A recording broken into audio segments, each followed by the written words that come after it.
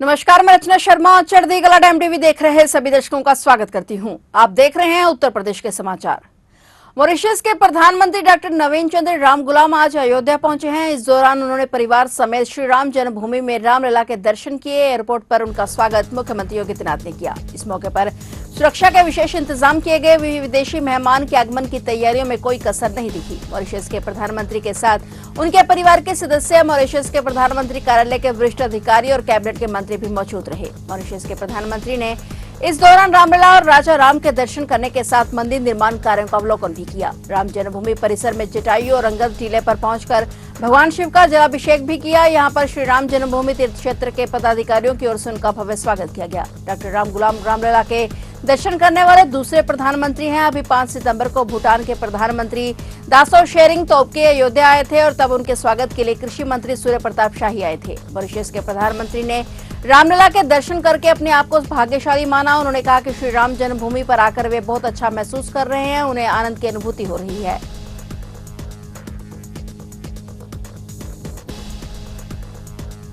Mauritius के प्रधानमंत्री doctor नवीन चंद्र रामगुलाम की भारत यात्रा के दौरान दोनों देशों ने विज्ञान, प्रौद्योगिकी, शिक्षा, ऊर्जा और अंतरिक्ष जैसे कई महत्वपूर्ण क्षेत्रों में सहयोग बढ़ाने के लिए समझौते किए हैं। इनमें समुद्र विज्ञान, प्रशासनिक सुधार, हाइड्रोग्राफी और अंतरिक्ष अनुसंधान सबसे अहम है। इसके तहत भारत समुद्री सुरक्षा को मजबूत कर पाएगा, जबकि अंतरिक्ष अनुसंधान से मॉरिशस को तकनीक मजबूत करने में मदद मिलेगी। इसके अलावा प्रशासनिक सुधार के तहत अफसर और जनता के बीच बेहतर तालमेल होगा और इस साल भारत मॉरिशस को 2000 करोड़ रुपए की बजटीय सहायता करेगा। इसके अलावा रणनीति के लिहाज से महत्वपूर्ण मॉरिशस में बंदरगाह का पुनर्निर्माण और चागोस समुद्री सुरक्षित क्षेत्र के विकास और उनकी निगरानी में सहायता करेगा। और प्रधानमंत्री नरेंद्र मोदी का मानना है कि विदेशी नीति सिर्फ दिल्ली ही नहीं पूरे देश की है और प्रधानमंत्री उसे दिल्ली से बाहर ले जाना चाहते हैं। इसलिए मॉरिशस के प्रधानमंत्री के साथ हुई द्विपक्षीय वार्ता को काशी में रखा गया। इसका उद्देश्य विदेश नीति को दिल्ली से बाहर ले जाकर पूरे देश के नागरिकों से जोड़ना है। नेपाल में भड़की हिंसा के बाद वहां की 14 जेलों से करीब 7000 कुख्यात कैदी फरार हैं। भारत में घुसपैठ की कोशिश के दौरान सिद्धार्थनगर और महाराजगंज सीमा से कुछ कैदियों के पकड़े जाने के बाद दोनों देशों की सुरक्षा एजेंसियां अलर्ट पर हैं। सीमावर्ती इलाके में जांच और निगरानी बढ़ा दी गई है।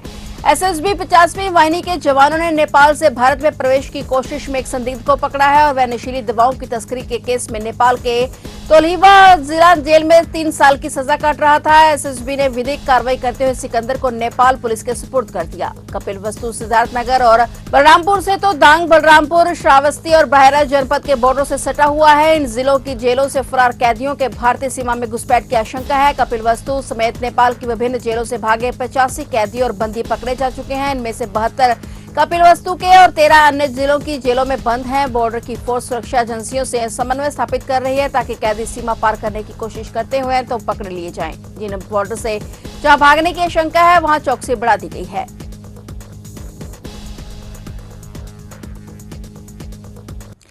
केंद्रीय जांच ब्यूरो सीबीआई ने फर्रुखाबाद जिले के मेरापुर थाना क्षेत्र में संकिसा ग्रामीण बैंक के शाखा प्रबंधक समेत 2 लोगों को 30,000 रुपए की रिश्वत लेने के आरोप में गिरफ्तार किया है। सीबीआई दोनों आरोपियों को लखनऊ सक्षम न्यायालय में पेश करने के लिए ले गई है। सूत्रों के मुताबिक सीबीआई को शिकायत मिली थी कि ग्रामीण बैंक की शाखा संकिसा में केसीसी ऋण 2,40,000 से बढ़ाकर 6 लाख रुपए करने के एवज में शाखा प्रबंधक ने शिकायतकर्ता से 30,000 रुपए की रिश्वत की मांग की। शिकायतकर्ता छेदालाल, जो कि परमखिरिया थाना मेरापुर के निवासी हैं, सीबीआई ने अपने यहां एक मुकदमा दर्ज कर शाखा प्रबंधक नारायण सिंह सोलंकी और एक निजी व्यक्ति चंदन बैंक मित्र को रिश्वत लेते रंगे हाथों गिरफ्तार किया है। दोनों आरोपियों को सीबीआई लखनऊ के सक्षम न्यायालय में पेश करने के लिए ले जाया गया है।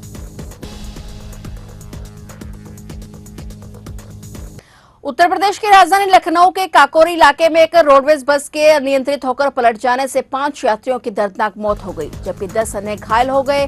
पुलिस ने जानकारी दी। पुलिस ने बताया कि काकोरी थाना क्षेत्र में गोला कुआं के पास हरदोई से लखनऊ आ रही एक तेज रफ्तार रोडवेज बस सड़क निर्माण कार्य में लगे टैंकर से टकराने के बाद अनियंत्रित होकर खाई में जा गिरी। उन्होंने बताया कि इस दुर्घटना में 5 लोगों की मौत हो गई और 10 अन्य घायल हो गए। स्थानीय निवासियों की मदद से बचाव दल ने घायल यात्रियों को बाहर निकाला और उन्हें काकोरी सामुदायिक स्वास्थ्य केंद्र पहुंचाया। वहीं दर्दनाक हादसे को लेकर मुख्यमंत्री योगी आदित्यनाथ ने भी इस घटना पर दुख जताया है। उन्होंने जिला प्रशासन के अधिकारियों को घायलों को अस्पताल में भर्ती कराकर उनका तत्काल उपचार सुनिश्चित करने के निर्देश दिए। उन्होंने घायलों के शीघ्र स्वास्थ्य होने की भी कामना की।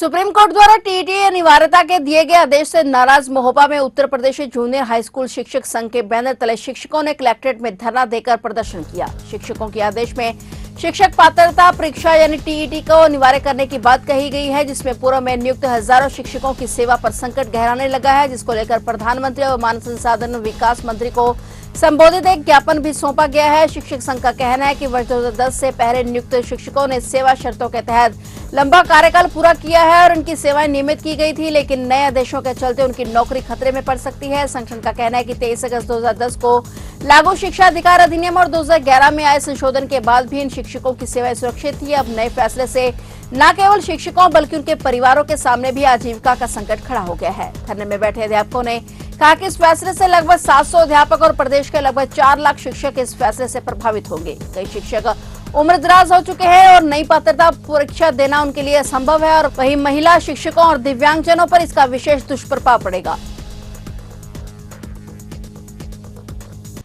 पिछले कई दिनों से रौद्र रूप दिखा रही यमुना का जलस्तर आगरा के शहरी क्षेत्र में कुछ कम होना शुरू हो गया है। वाटर वर्क्स पर यमुना का जलस्तर 499.4 फीट रहा है। जलस्तर नीचे आने जाने के बाद भी शहर के तटीय क्षेत्रों, कैलाश मंदिर के आसपास, दयालबाग क्षेत्र, बलकेश्वर, बैलनगंज और यमुना पार की कॉलोनियों में भी लोगों को राहत मिलने लगी है। हालांकि ग्रामीण क्षेत्रों में अभी भी यमुना में आई बाढ़ से राहत नहीं मिल पाई है। ऐसा इसलिए है क्योंकि रिठई के रास्ते उटंगन नदी का पानी आने से यमुना का जलस्तर घटने की बजाय बढ़ गया है। फिलहाल जिला प्रशासन ने बाढ़ से हुए नुकसान का आंकलन शुरू कर दिया है। साथ ही लोगों को राहत सामग्री वितरित करने का सिलसिला जारी है। उटंगन नदी का पानी यमुना नदी में आने से बटेश्वर के 101 शिव मंदिर श्रृंखला के 22 मंदिर आधे से ज्यादा डूब गए हैं। उटंगन के पानी की वजह से बटेश्वर में बाढ़ का मंजर भयावह बना हुआ है। जलमग्न घाटों पर उफान इतना तेज है कि कोई निकले तो पानी के साथ ही बह जाए। सड़क किनारे की दुकानों में बाढ़ का पानी भर गया है। कल्याणपुर भरतार गांव में भी बाढ़ से गिरे हुए हैं और बस्ती तक पानी पहुंचने का खतरा पैदा हो गया है। हालांकि रेस्क्यू के लिए एसडीआरएफ की टीम मौजूद है। बचाव राहत के लिए प्रशासन मुस्तैद है। यमुना की बाढ़ ने बाह के 24 गांवों की 30,000 की आबादी को अपनी चपेट में ले लिया है।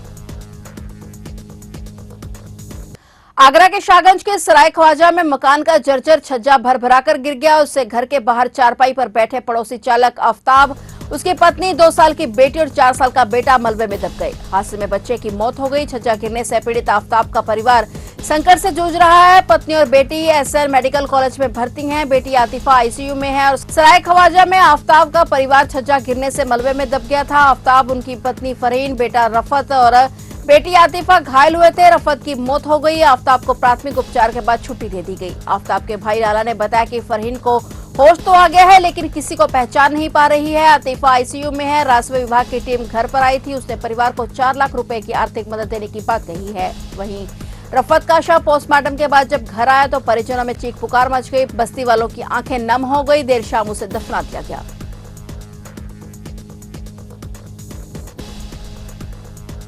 राजधानी लखनऊ स्थित मुख्यमंत्री आवास के बाहर एक युवक ने जहर खाकर आत्महत्या का प्रयास किया है। मामले की जानकारी पर हड़कंप मच गया। मौके पर पुलिसकर्मी पहुंचे और युवक को सिविल अस्पताल में भर्ती कराया गया। युवक की पहचान बुलंदशहर के निवासी अजय के रूप में हुई है। उसने जहर क्यों खाया, मामले में पूछताछ की जा रही है। सूत्रों का कहना है कि ट्रांसफार्मर जल जाने और बिजली न आने से युवक नाराज था। वह 2014 से ट्रांसफार्मर न लगने से परेशान चल रहा था, जिसके चलते उसने ये कदम उठाकर विभाग को जगाने का काम किया है।